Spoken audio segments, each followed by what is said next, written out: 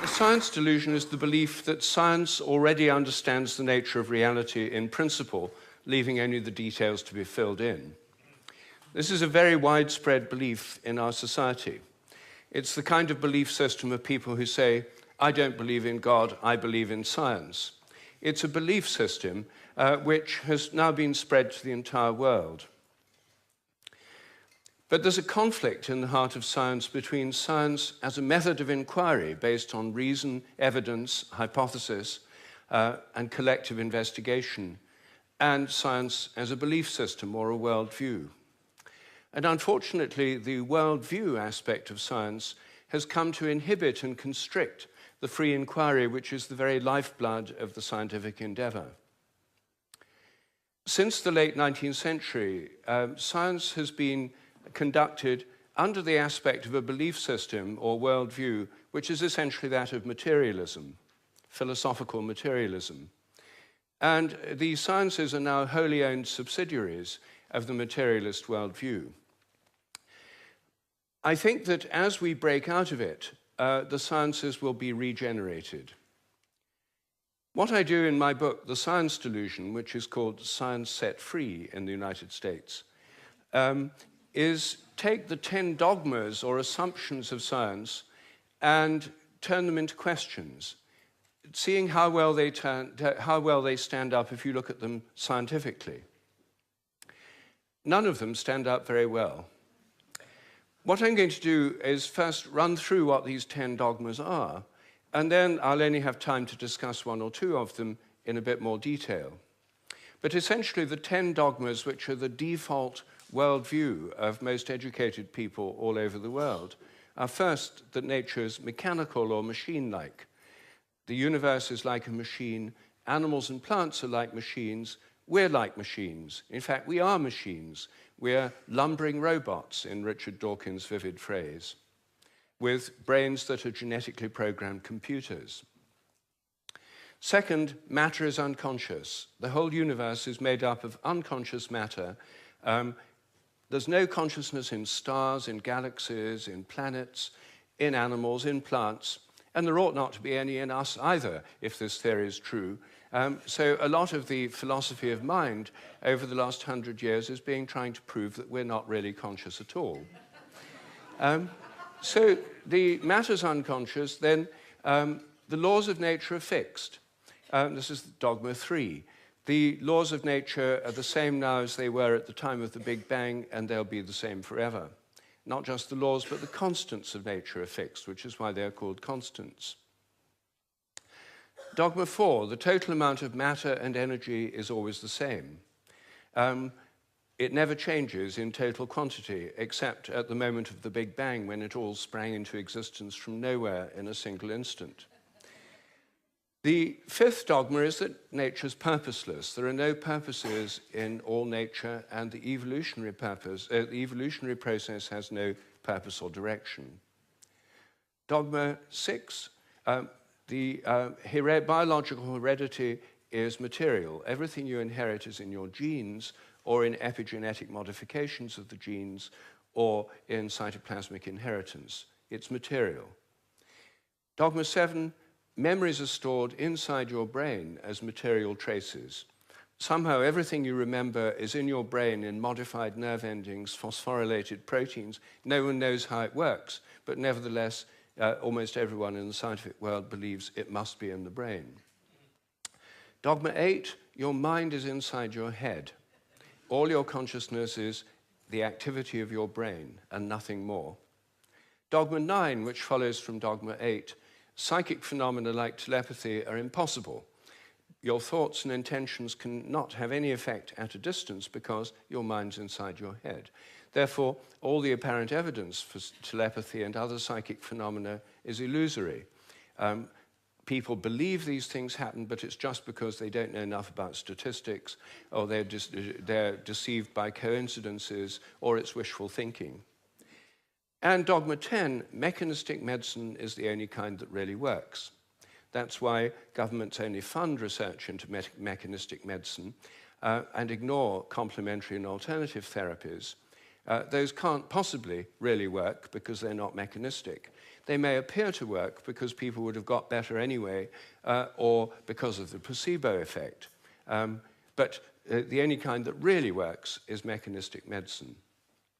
Well, this is the default worldview, which is held by almost all educated people all over the world. It's the basis of the educational system, the National Health Service, the Medical Research Council, governments, and it's just the default worldview of educated people.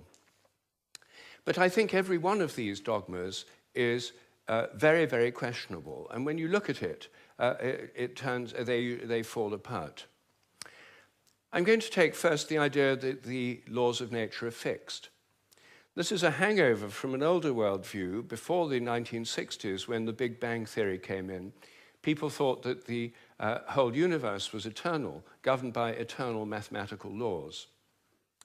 When the Big Bang came in, then that assumption continued, even though the Big Bang revealed a universe that's radically evolutionary, about 14 billion years old, growing and developing and evolving for 14 billion years, growing and cooling, and more structures and patterns appear within it. But the idea is all the laws of nature were completely fixed at the moment of the Big Bang, like a cosmic Napoleonic code. As my friend Terence McKenna used to say, modern science is based on the principle, give us one free miracle and we'll explain the rest. And the one free miracle is the appearance of all the matter and energy in the universe and all the laws that govern it from nothing in a single instant. Well, in an evolutionary universe, why shouldn't the laws themselves evolve? After all, human laws do, and the idea of laws of nature is based on a metaphor with human laws. It's a very anthropocentric metaphor. Only humans have laws. In fact, only civilized societies have laws. As C.S. Lewis once said, to say that a stone falls to earth because it's obeying a law makes it a man and even a citizen. It's a metaphor that we've got so used to, we forget it's a metaphor. In an evolving universe, I think a much better idea is the idea of habits. I think the habits of nature evolve. The regularities of nature are essentially habitual. This was an idea put forward at the beginning of the 20th century by the American philosopher C.S. Peirce. And it's an idea which various other philosophers have entertained, and it's one which I myself have developed into a scientific hypothesis, the hypothesis of morphic resonance, which is the basis of these evolving habits. According to this hypothesis, everything in nature has a kind of collective memory. Resonance occurs on the basis of similarity. As a young giraffe embryo grows in its mother's womb, it tunes in to the morphic resonance of previous giraffes. It draws on that collective memory. It grows like a giraffe, and it behaves like a giraffe because it's drawing on this collective memory. It has to have the right genes to make the right proteins, but genes, in my view, are grossly overrated. They only account for the proteins that the organism can make, not the shape or the form or the behavior. Every species has a kind of collective memory. Even crystals do. This theory predicts that if you make a new kind of crystal for the first time, the very first time you make it, it won't have an existing habit. But once it crystallizes, then the next time you make it, there'll be an influence from the first crystals to the second ones all over the world by morphic resonance. It'll crystallize a bit easier. The third time, there'll be an influence from the first and second crystals. There is, in fact, good evidence that new compounds get easier to crystallize all around the world, just as this theory would predict. It also predicts that if you train animals to learn a new trick, for example, rats learn a new trick in London, then all around the world, rats of the same breed should learn the same trick quicker just because the rats have learned it here. And surprisingly, there's already evidence that this actually happens. Anyway, that's my own hypothesis in a nutshell of morphic resonance. Everything depends on evolving habits, not on fixed laws. But I want to spend a few moments on the constants of nature too, because these are, again, assumed to be constant. Things like the gravitational constant, the speed of light, are called the fundamental constants. Are they really constant? Well, when I got interested in this question, I tried to find out. They're given in physics handbooks, handbooks of physics list the existing fundamental constants, tell you their value. But I wanted to see if they'd changed. So I got the old volumes of physical handbooks. I went to the Patent Office Library here in London, and they're the only place I could find that kept the old volumes. Normally people throw them away when the new values come out. They throw away the old ones. When I did this, I found that the speed of light dropped between 1928 and 1945 by about 20 kilometers per second. It's a huge drop because they're given with errors of only fractions of decimal points of error. And yet, all over the world, it dropped, and they were all getting values very similar to each other with tiny errors. And then in 1945, it went up, 48, it went up again. And then people started getting very similar values again. I was very intrigued by this, and I couldn't make sense of it. So I went to see the head of metrology at the National Physical Laboratory in Teddington. Metrology is the science in which people measure constants. And I asked him about this. I said, what do you make of this drop in the speed of light between 1928 and 1945? And he said, oh dear, he said, you've uncovered the most embarrassing episode in the history of our science. So I said, well, could the speed of light have actually dropped? And that would have amazing implications if so. He said, no, of course it couldn't have actually dropped. It's a constant. So, well then how do you explain the fact everyone was finding it going much slower during that period? Is it because they were fudging their results to get what they thought other people should be getting, and the whole thing was just produced in the minds of physicists? We don't like to use the word fudge. I said, well, what do you prefer? He said, well, we prefer to call it intellectual phase locking.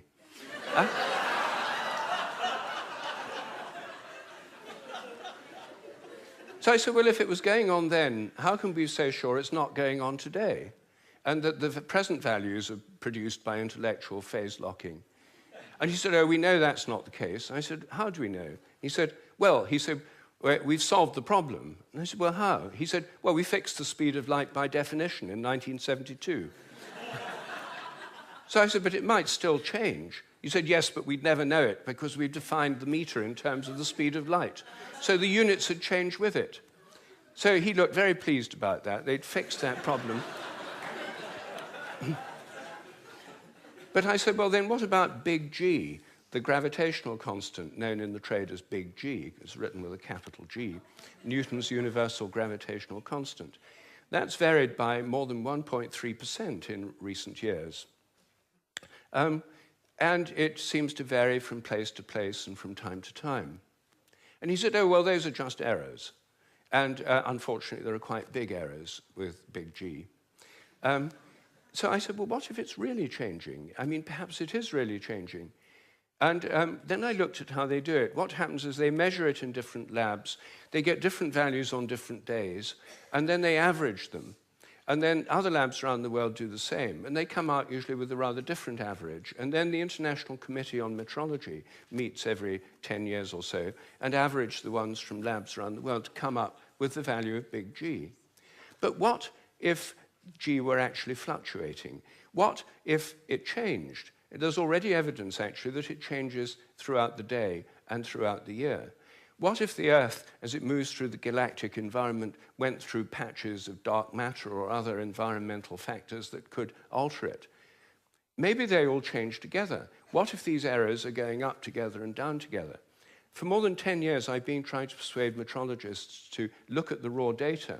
In fact, I'm now trying to persuade them to put it online on the internet with the dates and the actual measurements and see if they're correlated, to see if they're all up at one time, all down at another. If so, they might be fluctuating together, and that would tell us something very, very interesting. But no one has done this. They haven't done it because G is a constant.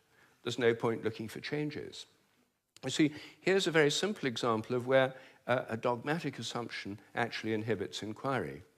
I myself think that the constants may vary quite considerably, well, within narrow limits, but they may all be varying. And I think the day will come when scientific journals like Nature have a weekly report on the constants, like stock market reports in newspapers. You know, this week, big G was slightly up, the charge on the electron was down, the speed of light held steady, and so on.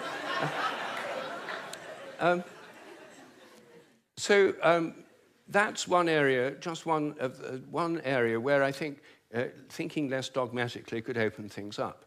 One of the biggest areas is the nature of the mind. This is the most unsolved problem, as Graham just said, that science simply can't deal with the fact we're conscious. And it can't deal with the fact that our thoughts don't seem to be inside our brains. Our experiences don't all seem to be inside our brain. Your image of me now doesn't seem to be inside your brain, yet the official view is there's a little Rupert somewhere inside your head, and everything else in this room is inside your head. Your experience is inside your brain. I'm suggesting actually that vision involves an outward projection of images. What you're seeing is in your mind but not inside your head. Our minds are extended beyond our brains in the simplest act of perception. I think that we project out the images we're seeing, and these images touch what we're looking at. If I look at you from behind, you don't know I'm there. Could I affect you? Could you feel my gaze? There's a great deal of evidence that people can. The sense of being stared at is an extremely common experience, and recent experimental research suggests it's real. Animals seem to have it too. I think it probably evolved in the context of predator-prey relationships. Prey animals that could feel the gaze of a predator would survive better than those that couldn't. This would lead to a whole new way of thinking about ecological relationships between predators and prey, also about the extent of our minds. If we look at distant stars, I think our minds reach out in a sense to touch those stars and literally extend out over astronomical distances. They're not just inside our heads. Now, it may seem astonishing that this is a topic of debate in the 21st century. We know so little about our own minds that where our images are is a hot topic of debate within consciousness studies right now. I don't have time to deal with any more of these dogmas, but every single one of them is questionable. If one questions it, new forms of research, new possibilities open up. And I think as we question these dogmas that have held back science so long, science will undergo a reflowering, a renaissance. I'm a total believer in the importance of science. I've spent my whole life as a research scientist, my whole career. But I think by moving beyond these dogmas, it can be regenerated. Once again, it can become interesting and, I hope, life-affirming. Thank you.